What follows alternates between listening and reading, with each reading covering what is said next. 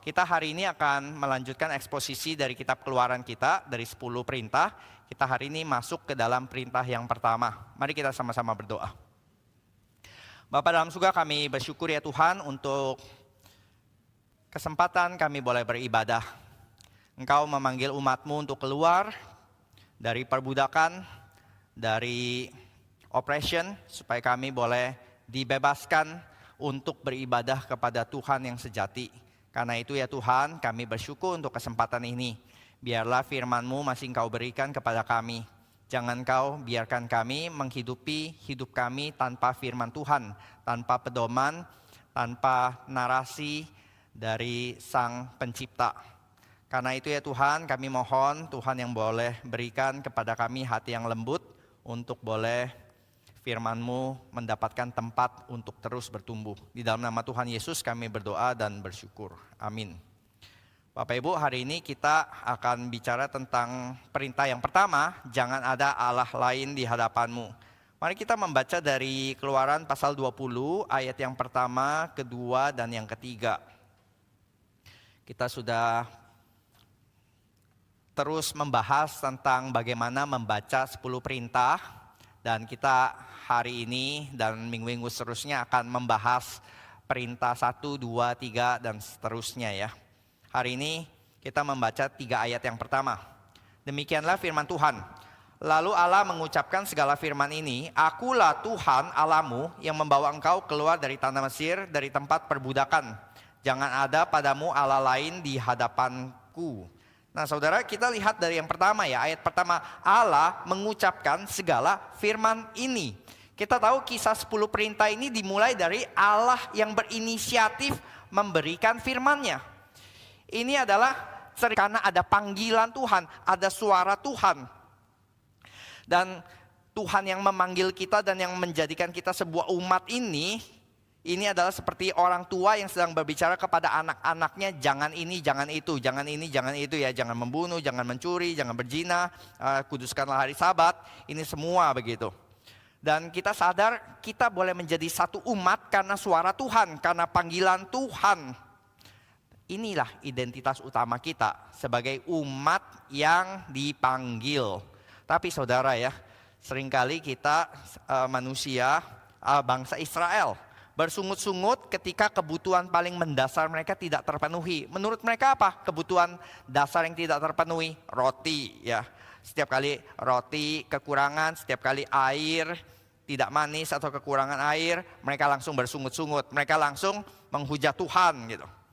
Tapi setidaknya ketika Yesus sebagai gambaran dari Israel yang sejati di Perjanjian Baru, ketika Yesus juga dicobai dengan apa? Ya padang gurun, dengan kelaparan, dengan panas, kekurangan, lalu lapar, lalu dicobai dengan roti. Lalu Yesus menjawab, manusia tidak hidup dari roti saja, tapi dari setiap firman yang keluar daripada mulut Allah. Jadi Tuhan Yesus mau berkata, iya, aku tahu roti itu kebutuhan dasar.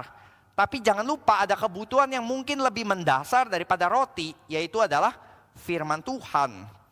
Firman ini harusnya menjadi kebutuhan pokok bagi umat Tuhan.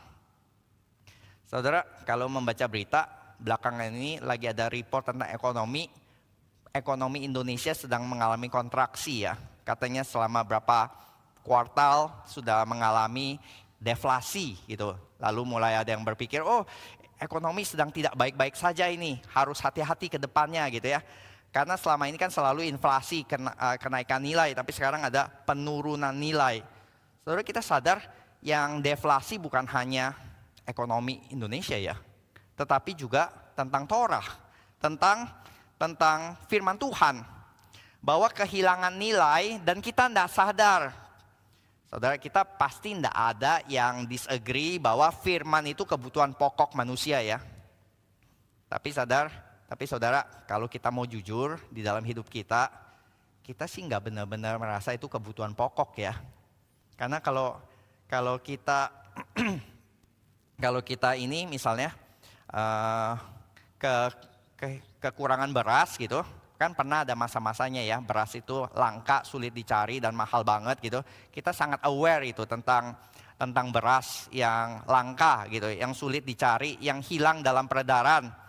Tapi saudara, faktanya adalah kita tuh bisa hidup fine-fine aja tanpa kita nyentuh Alkitab selama beberapa hari dan semingguan atau bahkan berminggu-minggu. Saudara, kita sadar ya, saya kan berusaha untuk membaca Alkitab selama yang itu ya, satu hari beberapa pasal supaya bisa selesai dalam 1 tahun gitu ya, Alkitab dalam setahun gitu.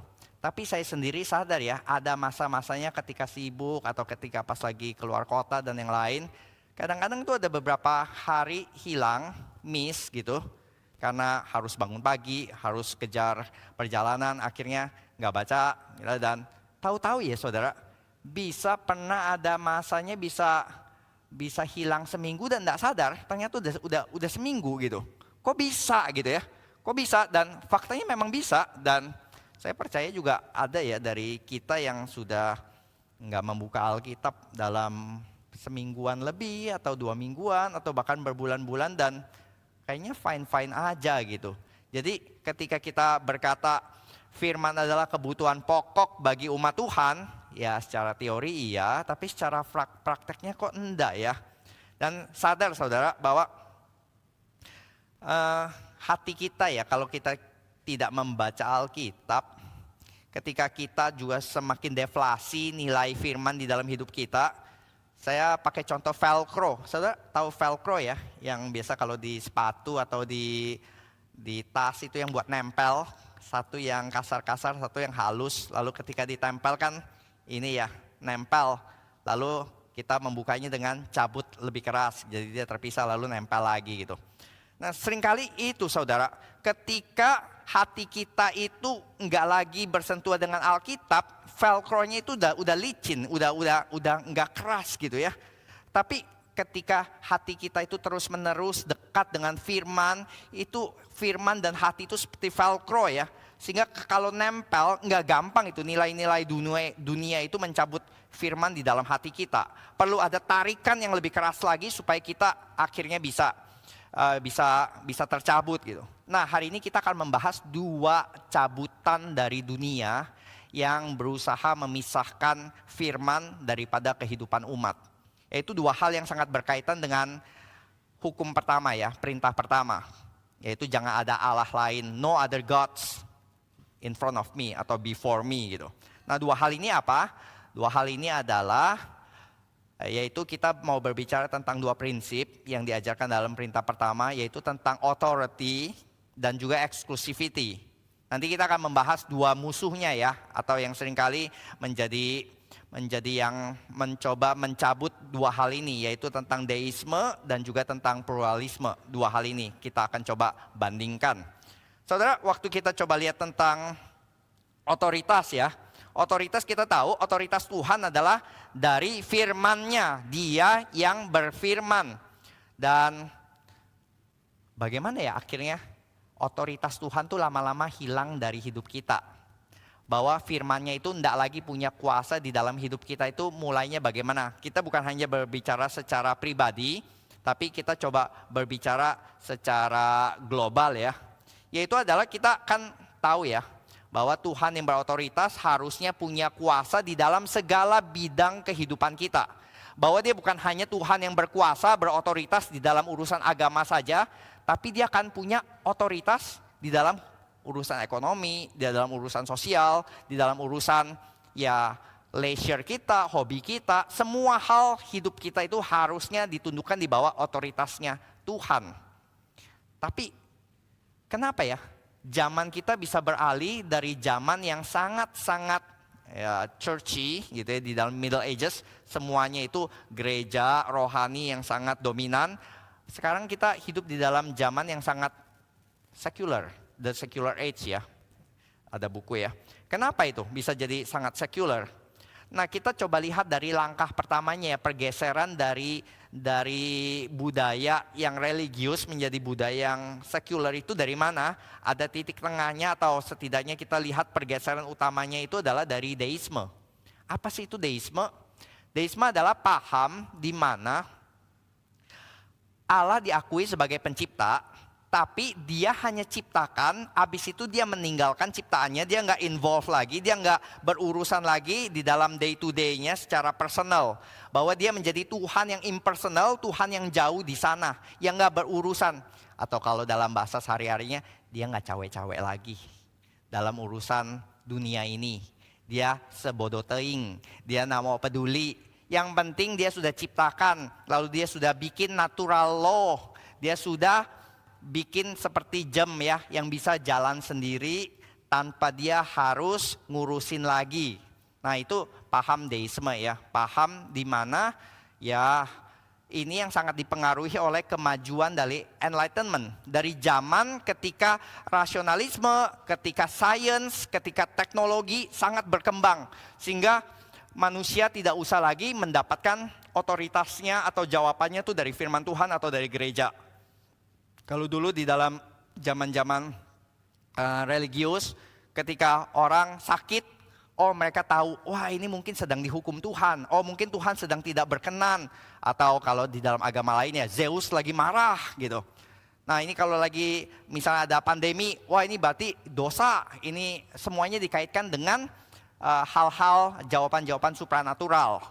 Sedangkan setelah kemajuan teknologi sains mulai berkembang, orang mulai tahu ya bahwa ini disebabkan oleh virus. Ini disebabkan oleh petir itu bukan Zeus lagi marah gitu ya, tapi gesekan ion di awan-awan. Jadi segala sesuatu bisa dijelaskan secara saintifik, secara natural. Jadi tidak perlu lagi pewahyuan, tidak perlu lagi firman Tuhan, nggak perlu lagi jawaban-jawaban secara rohani.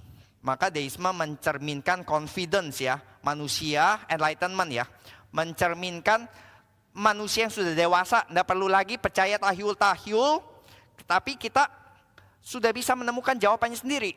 Kita harus bisa mendapatkannya, mengatur hidup kita. Betul, Tuhan gak usah cawe-cawe lagi, karena kami sudah dewasa. Kami bisa ngatur hidup kami sendiri. Gak perlu lagi diatur-atur oleh gereja. Gitu. Karena dulu seperti anak-anak ya, dulu sebelum ada teknologi, kalau anak-anak mau dapat jawaban, mereka mesti tanya orang tuanya ya, Pak kenapa daun warnanya hijau? Lalu papanya menjelaskan. Sekarang anak nggak perlu kan, tinggal Google ya. Google atau mungkin ChatGPT, kenapa daun warnanya hijau? Lalu dapat jawaban. Nah pada waktu itu ya tentunya nggak ada Google, nggak ada ChatGPT, tapi mereka bisa nggak perlu lagi tuh nanya ke Tuhan atau ke gereja, kenapa ini terjadi, kenapa itu terjadi dalam hidup ini, tapi mereka bisa memecahkannya masalahnya sendiri. Nggak perlu doa, nggak perlu kasih korban kalau ada gempa. Terus kalau sedang cari kerja, nggak perlu ke tempel, lalu tempel-tempel atau tulis-tulis wish, gantung supaya Tuhan kasih kerjaan.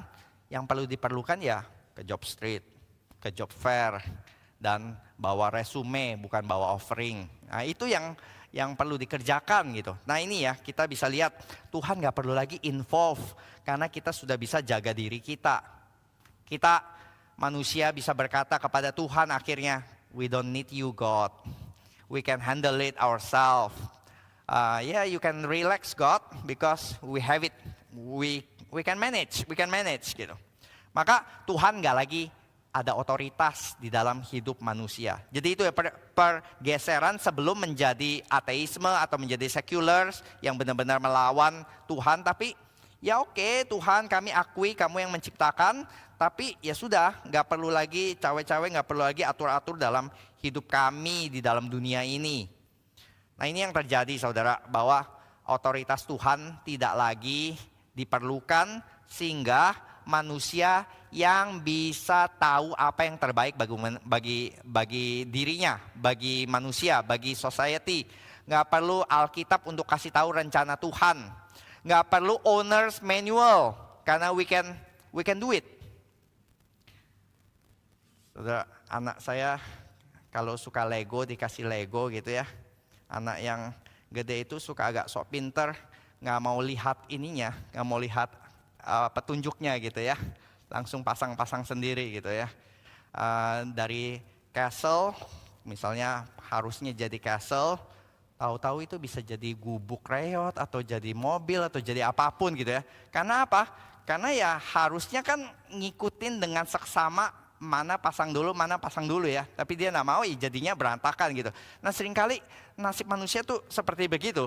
Mau coba bikin Lego tanpa guidelines. Jadi ini yang terjadi ya di dalam sejarah, di mana manusia yang enlightenment berpikir mereka sudah maju, mereka sudah dewasa, nggak perlu percaya tahyul agama lagi, nggak percaya Tuhan dan supranatural lagi. Yang terjadi adalah manusia sudah dewasa, manusia sudah maju, teknologi, sains, kemajuan akan membawa kita kepada utopia, kepada kemajuan yang tanpa batas. Bahwa kita akan maju dan hidup damai, sejahtera, semakin modern. Tapi yang terjadi apa saudara? Yang terjadi Perang Dunia II. Dan Perang Dunia II itu menghancurkan tahyul-tahyul modern ini ya. Tahyul-tahyul atau the myth of progress. Mitos progress bahwa semakin sains maju, semakin teknologi maju, bahwa manusia akan semakin maju. Akan semakin sejahtera. Ternyata faktanya enggak ya. Semakin maju tingkat membunuhnya. Semakin maju untuk bisa, kalau dulu membunuh satu persatu pakai pedang, sekarang bisa dengan satu tombol nuklir hancurkan satu dunia. Itu yang maju saudara. Betul, banyak kemajuan dalam hal positif, dalam medis, dalam education, dalam banyak hal maju juga. Tapi kejahatan manusia juga maju gitu. Jadi kita mau coba lihat ya, ini yang terjadi ketika Tuhan membuang otoritas. Tapi saudara, di dunia barat yang sekuler sekalipun ya, yang berkata kita nggak butuh Tuhan untuk menentukan apa yang baik dan apa yang jahat, Tuhan itu nggak relevan lagi. Tapi ternyata di dunia yang sangat sekuler ini, bekas-bekas atau berkas-berkas dari dominasi kekristenan, pengaruh kekristenan tuh ternyata nggak hilang sepenuhnya. Saya coba bacakan dari tulisan seorang historian yang lagi naik daun ya sekarang ya, bernama Tom Holland. Itu historian yang banyak menulis secara produktif gitu ya. Dia sendiri saya enggak tahu dia Kristen atau enggak, tapi di dalam tulisannya dia sedang menuliskan gimana dia sadar manusia kok punya sense of moralitas, punya sense benar salahnya itu ya. Ternyata sangat berhutang kepada kekristenan. Ini ya 10 perintah gitu ya, sangat bilang mencuri itu salah, berzina itu salah gitu. Itu kan sangat jelas gitu. Nah dia bilang bahkan di dunia sekuler ini right and wrong-nya itu ternyata sangat dipengaruhi oleh kekristenan loh. Nah dia cerita begini, dia cerita dulu dia besar di gereja, lalu dia ingat dia si Tom Holland ini ke sekolah minggu, lalu dia suka meragukan gitu ya, guru sekolah minggu ngajarin ini, terus dia kan ya sebagai historian, sebagai orang scholar yang pintar gitu, dari kecil pun sudah kritis gitu. Dan dia berkata, masa gitu sih? Mulai bertanya-tanya ya. Dan bukan hanya bertanya-tanya, tapi mulai mempertanyakan iman Kristen. Lalu akhirnya dia menjadi ini juga, menjadi sekuler. Dan setelah dia bekerja, menjadi penulis, menjadi ahli sejarah. Lalu dia mulai tertarik dengan sejarah Greco-Roman world, sejarah klasik kuno ya, yaitu Yunani dan Romawi.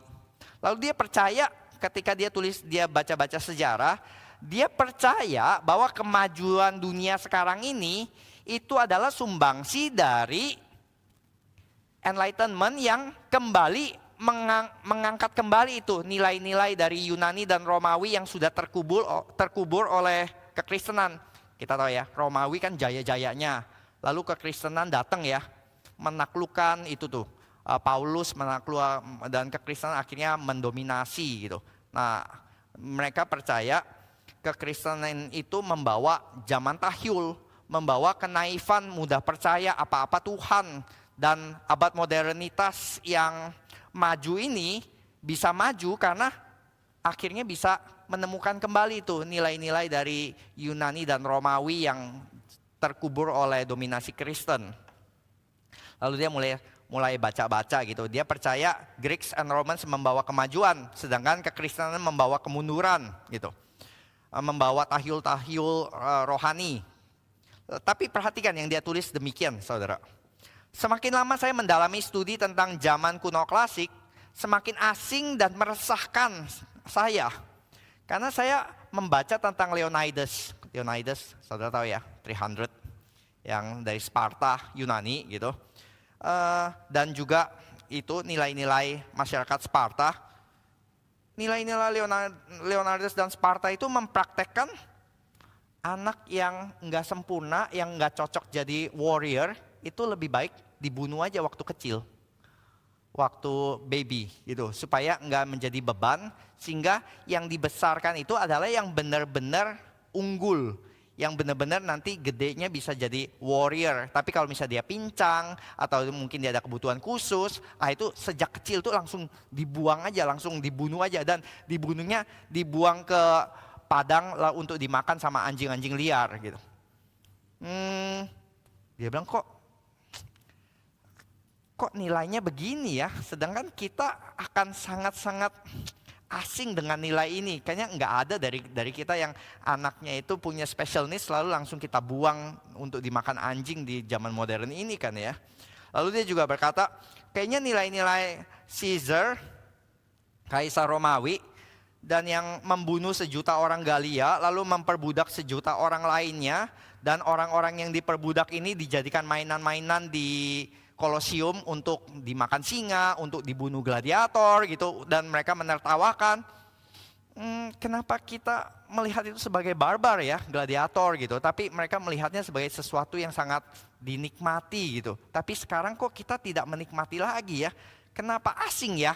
Bukankah ini yang harusnya membawa kebaikan atau kemajuan gitu? Nah, ini yang membuat saya terkejut ketika saya membaca dengan lebih mendalam lagi sikap-sikap atau nilai-nilai yang tidak berperasaan, yang juga melihat bahwa orang miskin, orang lemah itu tidak punya nilai dalam masyarakat dan mereka oke aja untuk dihabiskan atau dihancurkan. Maka si Tom Holland ini makin baca, makin mendalami, dia makin resah gitu ya. Semakin dia belajar, semakin dia merasa, ini moralitasnya di mana? Katanya moralitasnya tinggi, tapi kok moralitasnya kayaknya bukan dari mereka deh. Dan dia menulis demikian, sepertinya kisah salib di kekristenan sudah terlalu familiar, sehingga kita sudah kurang peka terhadap betapa revolusionernya berita salib bagi zaman kuno. Kekristenan berkata Allah pada saat itu tugas Allah yang memerintah alam semesta adalah memberikan hukuman, bukan dengan menanggung hukuman. Hari ini bahkan ketika kepercayaan kepada Tuhan sudah pudar di barat, negara-negara yang dulunya dikenal sebagai Kristen, Eropa tentunya ya, Amerika, terus membawa jejak revolusi Kristen yang berusia 2 abad tersebut. Ini alasan utama mengapa sebagian besar kita yang hidup di dalam masyarakat sekuler, pasca Kristen, post-Christian era, masih menganggap bahwa menderita lebih mulia daripada menimbulkan penderitaan. Saya kasih contoh ya saudara. Saudara, kita kalau baca berita ya, gitu ya. Saudara akan lebih tergerak yang mana? Yaitu ada pemadam kebakaran yang demi menyelamatkan manula di rumah panti jompo itu, akhirnya dia menyelamatkan 2 nenek-nenek yang sudah tua, yang sudah rentak, tapi dia sendiri harus terbakar gitu ya, dia harus di rumah sakitkan gitu. Atau berita yang kedua ya, firefighters yang pemadam kebakaran yang membakar rumah jompo dengan orang-orang manula di dalamnya, karena panti jompo ini makan anggaran terlalu besar. Jadi lebih baik sekaligus saja dibakar ini rumah jomponya daripada uangnya bisa dipakai untuk ya bangun taman atau bangun sekolah, daripada untuk rumah jompo yang memang nanti juga akan mati kok orang-orang manula ini gitu. Saudara akan lebih tergerak berita yang pertama atau berita yang kedua? Berita yang pertama angkat tangan Bapak Ibu. Berita yang kedua angkat tangan. Gak ada ya. Berita kedua mungkin saudara orang Sparta. Kalau angkat tangan gitu ya, we are Spartan. Ini orang-orang yang lemah, tidak ada tempat di masyarakat. Kenapa saudara? Saya percaya ya, bahkan di negara paling sekuler pun, paling ateis pun di Eropa, di Amerika, mereka akan sangat tergerak membaca berita yang pertama. Mungkin mereka akan kirim bunga, mereka akan menunjukkan penghormatan, mereka akan mungkin menyebut firefighter ini sebagai the hero. Iya kan? Mereka nggak akan bilang, wah sayang sekali ya anak muda ini harus menjadi lemah karena menolong dua orang yang manula yang lebih lemah dan rentak lagi. Enggak kan ya?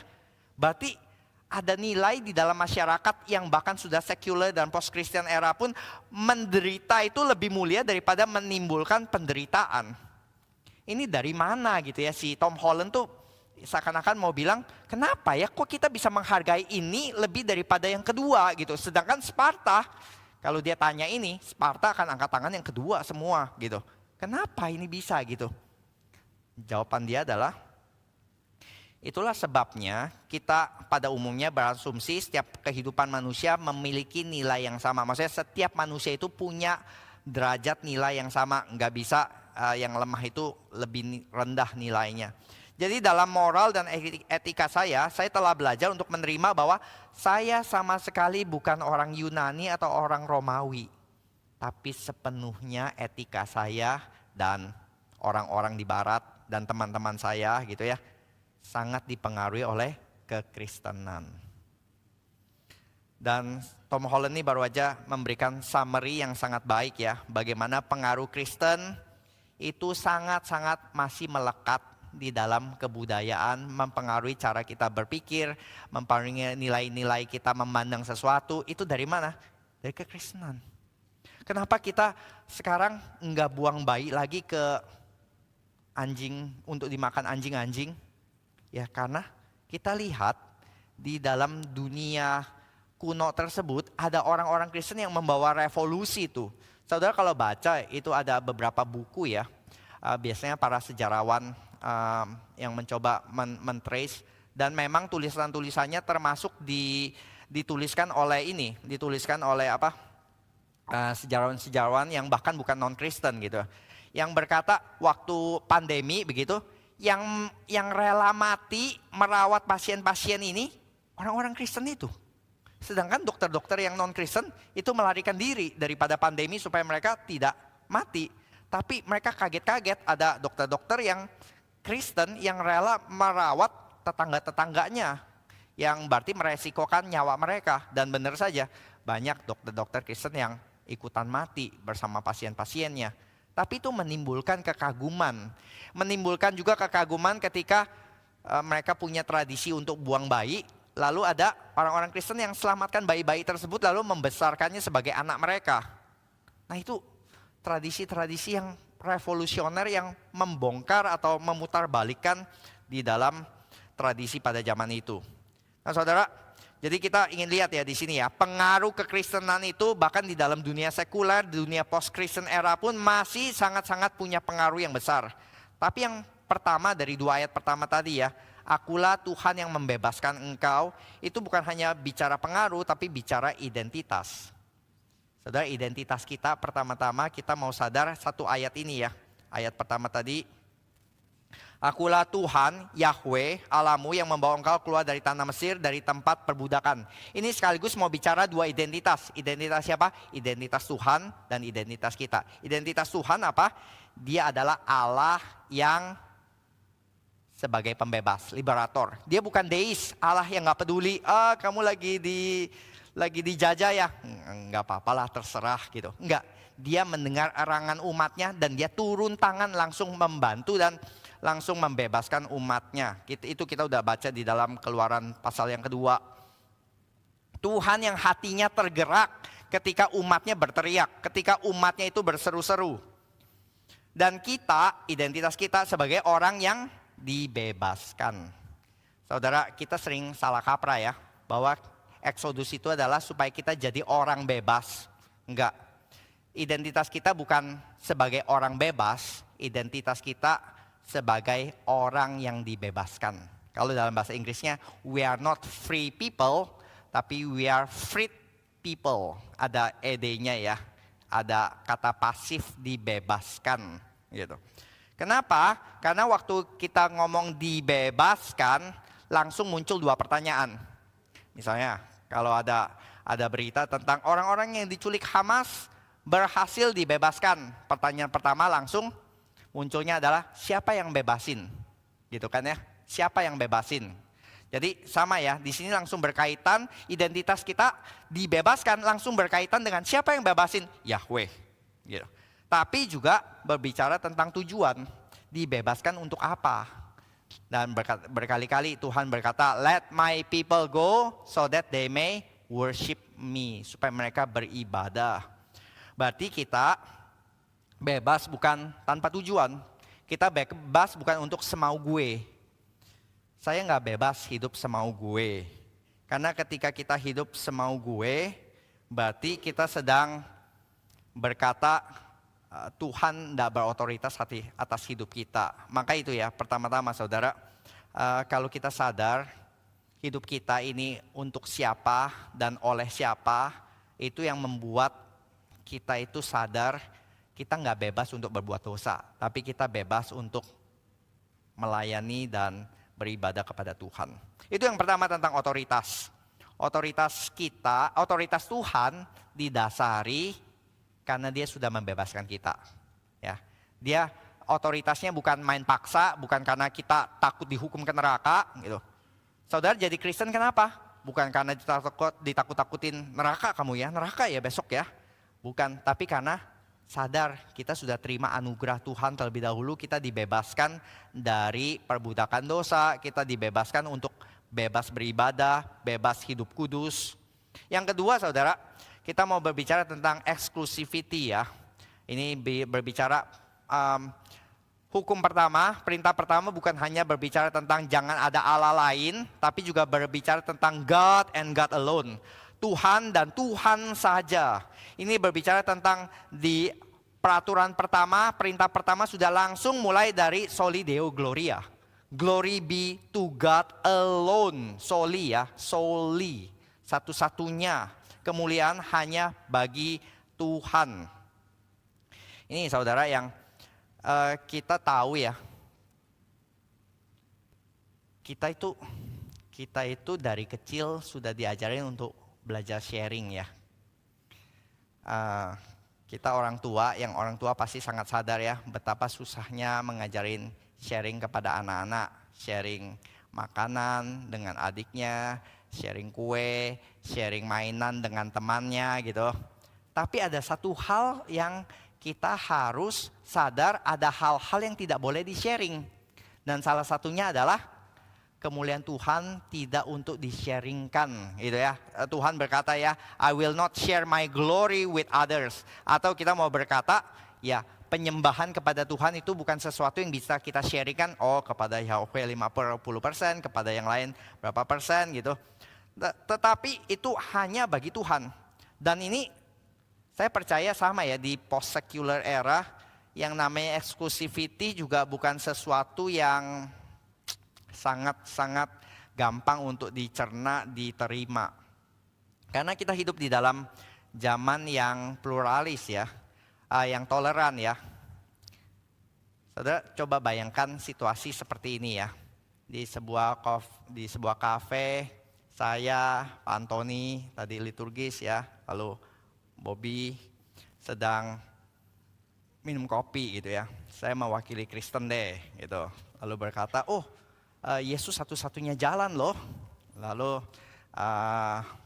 Antoni yang mewakili Islam berkata, oh nggak bisa.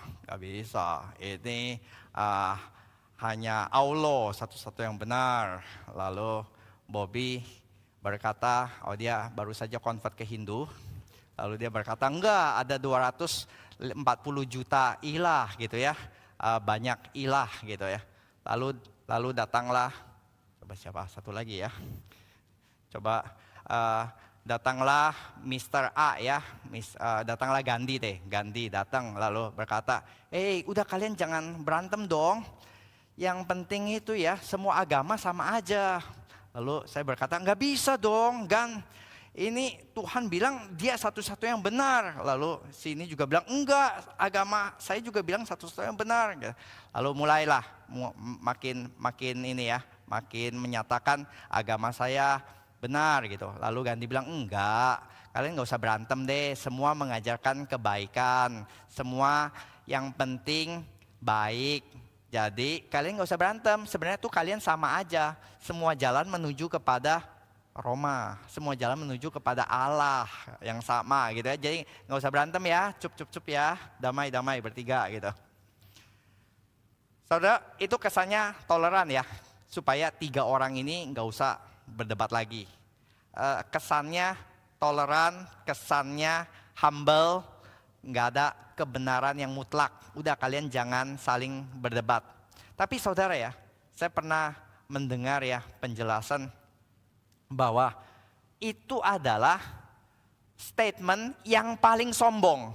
Oh, saya bilang kenapa bisa paling sombong ya? Karena waktu Gandhi berkata semua agama sama aja, pada saat yang sama dia sedang berkata, oh Jesus, nggak usah terlalu ekstrim ya, nggak usah terlalu fanatik ya. Kamu nggak sepenuhnya benar lah. Lalu dia berkata kepada Muhammad juga ya, kamu juga nggak usah terlalu fanatik ya. Yang kamu ajarkan nggak 100% benar ya. Lalu dia katakan juga kepada agama Hindu, kepada agama Buddha, kepada yang lain ya. Kamu nggak usah fanatik ya, yang kamu ajarkan nggak benar. Jadi yang benar siapa? Saya yang benar. Jadi sadar nggak?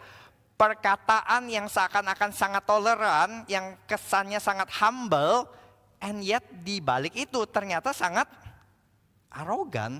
Dia mau berkata semua agama nggak ada yang benar. Yang benar adalah pernyataan saya ini, yaitu semua agama sama. Sebenarnya itu adalah satu agama yang baru, agama pluralisme ya, agama yang menyatakan semua agama nggak ada yang absolut. Yang absolut hanya pernyataan ini yang absolut. Jadi saudara, kita mulai coba lihat di balik semua hal-hal yang kesannya rasanya benar, rasanya humble, and yet ternyata sangat ya arogan gitu di dalam banyak hal. Dan justru sebaliknya, kekristenan yang seakan-akan sangat eksklusif gitu ya, hanya beribadah hanya kepada Yahweh. Lalu Yesus juga berkata, akulah satu-satunya jalan, kebenaran dan hidup. And yet ternyata eksklusif ini menimbulkan efek samping yang sangat inklusif. Sebaliknya, yang inklusif tadi ternyata sangat eksklusif karena semua harus ngikutin dia gitu ya. Dan kita coba lihat Bapak Ibu, bahwa di dalam sejarah ketika kekristenan ini ya berusaha tetap memegang teguh tentang eksklusiviti, tentang Tuhan satu-satunya yang layak disembah gitu, justru menimbulkan inklusivitas di dalam masyarakat yang tidak pernah ada di dalam kebudayaan manapun. Saudara coba lihat di kebudayaan yang sebelumnya itu wanita selalu dipandang lebih rendah. Tapi di dalam kekristenan sekali lagi waktu balik ke dalam cerita penciptaan, Adam dan Hawa diciptakan sama ya. Diciptakan wanita berasal daripada pria, tapi pria juga berasal daripada wanita. Jadi ada saling ketergantungan, ada saling sama, tapi ada ordonya gitu. Ini menggambarkan situasi yang sama. Lalu kita juga mendengar bahwa di dalam Exodus satu-satunya yang menjadi puncak adalah Firaun. Sisanya adalah keset-kesetnya. Yang mati pun nggak ada harganya. Yang dibilang image of God hanya satu orang, Firaun, the image of God, anak raja, titisan ilah maksudnya. Tapi waktu Musa memberikan kitab Kejadian dan dia berkata, setiap manusia adalah image of God. Maksudnya semua, budak-budak ini juga iya. Itu langsung membuat semua manusia, gak peduli rasnya apa, gak peduli hidup sosialnya apa, tingkat ekonominya seperti apa, di hadapan Tuhan semuanya sama. Nah di sini ya, kita boleh melihat ya, sangat inklusif loh. Padahal mintanya eksklusif ya, hanya beribadah kepada Tuhan. Tapi Tuhan yang eksklusif ini memberikan inklusivitas yang terbesar kalau kita boleh bilang ya, kepada seluruh ciptaan gitu. Dia juga bukan hanya memberikan kepada manusia, tapi memberikan kepada seluruh ciptaan yang lain. Tetapi kenapa ya saudara, kalau kita lihat ya, kenapa kesannya kalau sinkretisme itu sounds good dan rasanya pas gitu ya. Yaitu seperti di Roma kan ya, gak pedulilah kamu beribadah kepada siapa, kita bisa hidup bareng-bareng gitu ya. Kamu ininya, sedangkan itu kan kelihatannya sangat sangat toleran, sangat bisa hidup bersama-sama. Ya. Tapi yang terjadi adalah kita lihat di dalam society tersebut, kesannya toleran, kesannya adalah saling menerima, tapi yang terjadi yaitu gladiator, yang terjadi adalah penindasan dari Romawi kepada bangsa yang lain, dan itu yang terjadi ya. Secara kasat mata toleran, tapi secara makna di baliknya justru terbalik. Dan demikian juga Kristen, kelihatannya sangat eksklusif, kelihatannya sangat intoleran, tapi justru makna di dalamnya justru sangat toleran, sangat inklusif, menjangkau seluruh bangsa bahkan. Kalau dulu kan bangsa A, ya ilahnya A. Ini bangsa B, ilahnya B. Dan Tuhan berkata enggak, dia ilah bagi segala bangsa, bagi segala suku, bagi segala bahasa. Tapi kesalahan dari umat Tuhan selalu terletak pada hal kecil dan ini ya, dan. Tidak seorang pun dapat mengabdi kepada Allah dan kepada Mamon. Nah masalahnya itu dari kata dan kecil ini nih. Dan, and. To God and to Mammon. Nah kita pengen Tuhan tapi kita pengen Mammon juga. Kita pengen jadi hamba Tuhan. Tapi kalau bisa ya hamba uang dikit-dikit juga gitu ya. Jadi hamba Tuhan, hamba uang bisa berdampingan kalau bisa gitu. Dan ya setidaknya bisa berjalan bersama-sama, Tuhan dan uang, Tuhan dan kehormatan sosial, Tuhan dan kenikmatan duniawi. Ya kita oke sih punya Tuhan dalam hidup kita, asal dia jangan minta seluruh kehidupan. Ya dia cukup di dalam ruang rohani, tapi jangan cawe-cawe urusan ekonomi lah gitu ya. Jangan cawe-cawe urusan jodoh gitu, jangan cawe-cawe urusan pribadi, private entertainment atau leisure time saya gitu ya. Nah ini ya, Tuhan jangan so intoleran lah gitu. I'm okay with you asal not whole, tapi part of it. Dan Tuhan bilang no, gak bisa gitu ya. Kamu either, nanti kita baca ya, Elia waktu datang ya kepada seluruh rakyat dan berkata, berapa lama lagi kamu berlaku timpang dan bercabang hati? Kalau Tuhan Yahweh itu Allah, ikutilah dia. Dan kalau Baal, ikutilah dia gitu. Dan Elia seakan-akan mau bilang ya, bangsa Israel sekarang pilih, kamu mau pilih Yahweh atau kamu mau pilih Baal, tapi kamu nggak bisa have both and, nggak bisa either or. Kamu kalau mau Baal ya silakan ikut Baal, kalau kamu mau Yahweh ikutlah Yahweh. Nah sekarang makanya itu pertarungan ya antara Elia melawan nabi-nabi palsu, karena harus either or, nggak bisa both and, nggak bisa hidup damai gitu.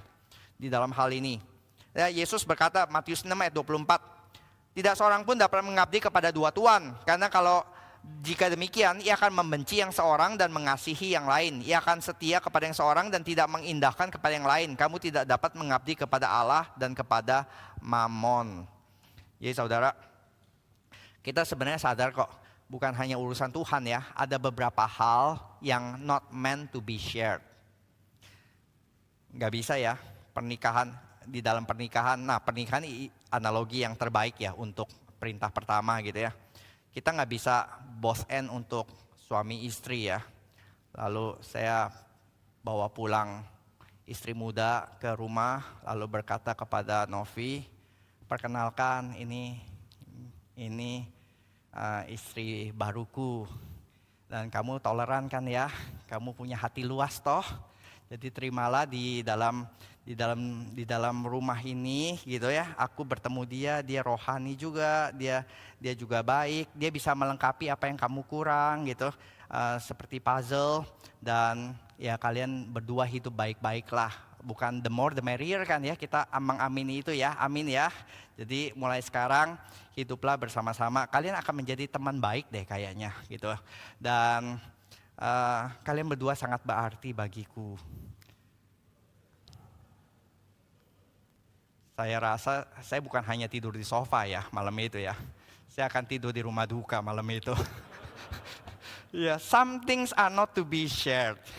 A wife, husband is not meant to be shared gitu ya. Kita nggak akan bisa berkata inilah toleransi gitu ya.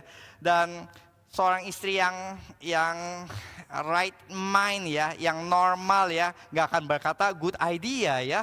Suamiku good idea gitu. Saya bisa bersama-sama, kita bisa both end. Dia akan berkata enggak, kalau begitu pilih. Lu mau dia atau mau gua? Either or gitu kan. Ya itu ya, kita rasa di dalam banyak hal sangat eksklusif ya. Apa yang diklaim di dalam kekristenan, kita nggak bisa menduakan seperti ini ya di dalam pilihan kita. Karena itu ya, orang Israel harus mengucapkan Shema berulang-ulang ya. God is one, dan kepada Dia sajalah kita harus beribadah gitu.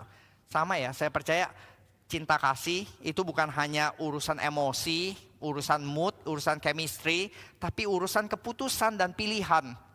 Saudara yang sekarang sedang bercabang hati, inilah mungkin panggilan Tuhan, seruan Tuhan untuk berkata, now is the time. Kamu mau pilih mana? Kamu mau pilih Tuhan atau kamu mau pilih dunia? Kamu nggak bisa having both gitu. Karena Tuhan nggak bisa di-share dengan yang lain. Kan kita tahu di dalam hati kita seperti bangsa Israel, kita suka banget sinkretisme. Kita pengen hati kita itu bisa mencakup dua-duanya gitu. Kita pengen Tuhan, tapi kita juga pengen mamon. Dan Tuhan bilang no way, dia harus pilih. Kalau kamu mau pilih Tuhan, Dia satu-satunya dan Dia berotoritas atas segala aspek hidup kita. Berarti apa? Ada dosa-dosa yang harus kita singkirkan. Ada relasi-relasi yang harus putus. Ada tindakan-tindakan yang kita tidak lanjutkan lagi. Ini seruan daripada perintah yang pertama. Kenapa kita harus memilih Tuhan dan Tuhan saja? Memilih Tuhan dan Dia satu-satunya. Kenapa? Karena Dia yang sudah terlebih dahulu memilih kita. Kenapa Dia menyuruh kita untuk mengasihi Dia sebagai kasihlah Tuhan Allahmu dengan segenap hatimu, segenap jiwamu dan segenap kekuatanmu? Karena kita melihat Tuhan sudah melakukannya terlebih dahulu bagi kita. Di dalam pembebasan di Mesir maupun juga di dalam kayu salib. Dia sudah berkata, nggak ada yang aku tidak berikan. Bahkan aku memberikan anak tunggalku satu-satunya supaya kita boleh dibebaskan. Supaya kita menjadi orang-orang yang freed people, dibebaskan. Untuk apa? Untuk beribadah kepada Tuhan dan tidak menduakan Tuhan. Mari kita berdoa. Bapa dalam surga, kami bersyukur ya Tuhan. Perintah pertama ini sekali lagi mengingatkan kami ya Tuhan tentang identitas kami sebagai orang yang dibebaskan. Karena kami seringkali melihat Taurat, kami melihat perintah Tuhan sebagai sesuatu yang mengikat kami, yang membatasi kami. Sedangkan kami merasa dosa itu sebagai sesuatu yang kebebasan. Kami ingin bebas berbuat apapun. Tapi kami justru sadar ya Tuhan, itu kebebasan-kebebasan yang justru membawa kecanduan, yang membawa ikatan, yang justru membuat kami tidak bebas. Sedangkan justru yang terlihat sebagai peraturan, sebagai sesuatu yang mengikat, tapi yang justru yang membawa kebebasan yang sejati.